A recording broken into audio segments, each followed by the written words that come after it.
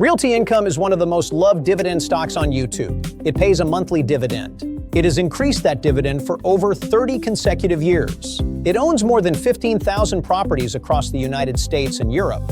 And yet, over the last 5 years, the share price is actually down around 9%. That number looks even worse when you compare it to what investors could have owned instead. Capital flooded into AI, mega-cap tech, and semiconductors. Growth stocks ran, and real estate got left behind. So that creates the real question for today.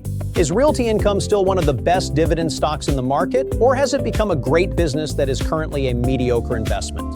My valuation model suggests roughly 10% upside to fair value, but that alone is not enough to answer the question. We need to understand the business model, the dividend, the balance sheet, the risks, and most importantly, whether the backdrop is finally starting to shift in Realty Income's favor. Let us find out. The biggest reason Realty Income is underperformed is simple: interest rates. When investors can earn attractive yields from bonds, cash, and money market funds, dividend stocks suddenly have real competition. When borrowing costs rise, real estate valuations get pressured. That is exactly what happened to REITs as a sector, and Realty Income got caught in the same storm as every other rate-sensitive income stock. And the uncertainty is not fully cleared. 1 week, the market is pricing in rate cuts. The next week, Fed officials are warning that inflation could stay sticky longer than expected. That back and forth keeps pressure on stocks like Realty Income, but here's where it gets interesting. Historically, REITs have often performed well after Fed tightening cycles. Not immediately, not in a straight line, but once the market begins to believe the worst of the rate shock is behind us, quality real estate tends to re-rate quickly. Realty Income may not need aggressive rate cuts to work. It may simply need rates to stop getting worse. Quick question before we dig into the business. Right now, do you own Realty Income? Are you watching it but waiting for a better price? Or have you written it off entirely for something with higher growth potential? Drop your answer in the comments. I reply to every single one, and I want to know exactly where this audience stands on Realty Income today. Before we talk about the investment, we need to understand what we are actually buying. At the simplest level, Realty Income is a giant landlord. But that undersells the business significantly. The company calls itself the Monthly Dividend Company. But behind that marketing label is a global real estate platform with over 15,000 properties, nearly 1,800 clients across 92 industries, and a portfolio occupancy rate of approximately 98.9%. That occupancy number is not a recent achievement. During the 2008 financial crisis, occupancy stayed resilient. During COVID, it did not collapse. Today, it is still close to 99%. That is the core appeal. Not excitement, but extraordinary durability in the cash flows. The structural advantage behind this is the triple net lease model. In a standard rental property, the landlord pays property taxes, insurance, and maintenance. In a triple net lease, those costs are pushed onto the tenant. If property taxes rise, that is the tenant's problem. If insurance costs increase, that is the tenant's problem. If the building needs repairs, largely the tenant's responsibility. Realty Income collects its rent and the cost structure stays stable. The other key mechanism is the sale-leaseback transaction. A company sells a property to Realty Income, receives cash in return, and then leases that same property back over a long period. The tenant unlocks capital they can redeploy into their core business. Realty Income gets long-duration predictable rent. Shareholders get stable monthly income. That model scales exceptionally well, and the tenant base reflects the defensive nature of the strategy. Dollar General, 7-Eleven, Walgreens, Tesco, Sainsbury's, Home Depot. No single tenant dominates. The largest represents around 3 to 4% of total rent. That diversification matters because income investors need durability. One tenant problem should never be able to destroy the dividend story. When leases expire, the track record is strong. Since 1996, Realty Income has released over 7,200 properties at roughly a 103% recapture rate, meaning when leases roll over, the company has generally been able to renew at slightly higher rents.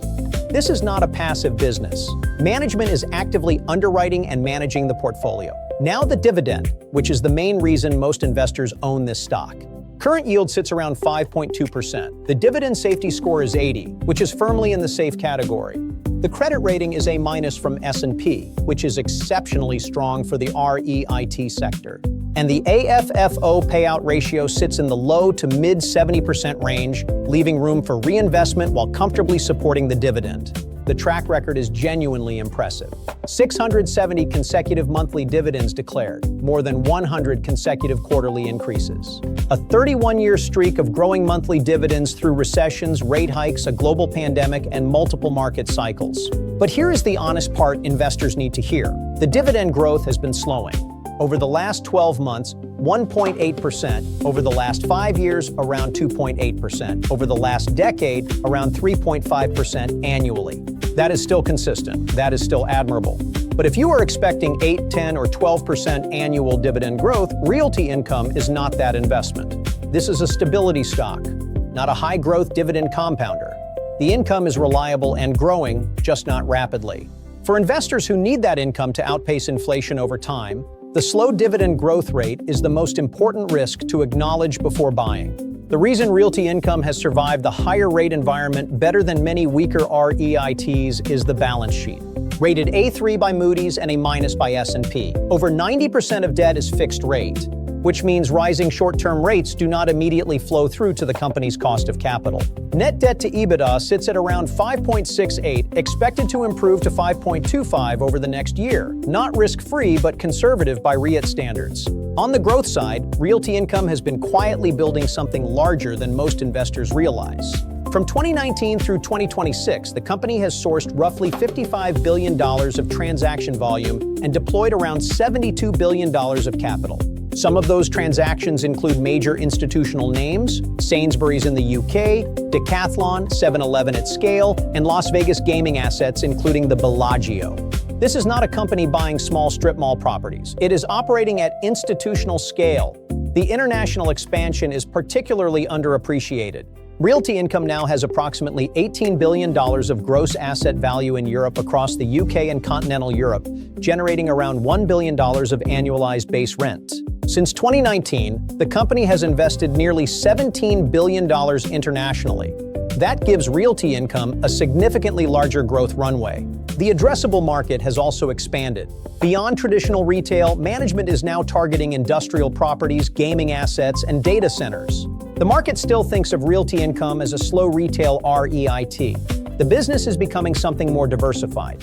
And the private capital partnerships with institutional investors, including Apollo and GIC, represent a newer growth lever, allowing the company to expand its platform without relying entirely on issuing public debt and equity.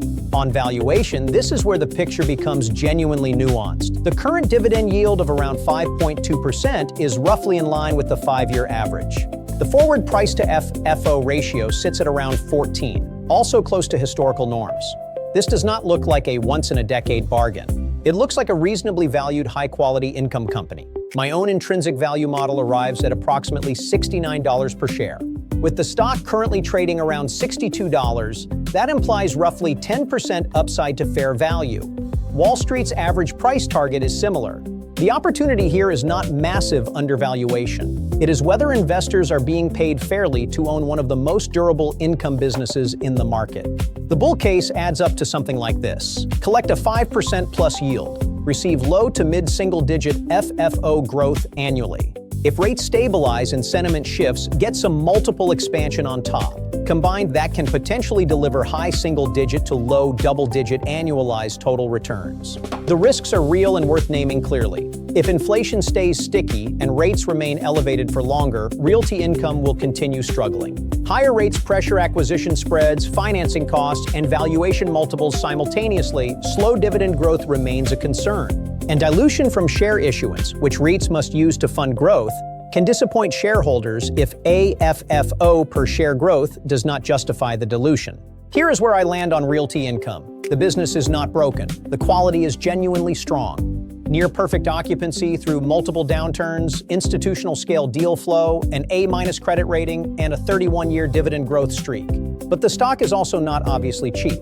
My model and Wall Street converge at roughly 10% upside to fair value. That is attractive, but not a no-brainer. What Realty Income offers is something specific: defensive income, lower volatility than most of the market. A business that historically outperformed the S&P 500 in 11 of 13 major drawdowns since 1994, with significantly less downside. This is the stock you own when you want reliable income, capital preservation, and a business that keeps quietly working regardless of what the headlines say. Is Realty Income dead money right now? Or is this exactly the kind of boring dividend stock that starts to shine when the market gets nervous? Would you buy it today, wait, or skip? Drop your answer below. I reply to every comment. Hit subscribe for more analysis like this every week. Let us build something real.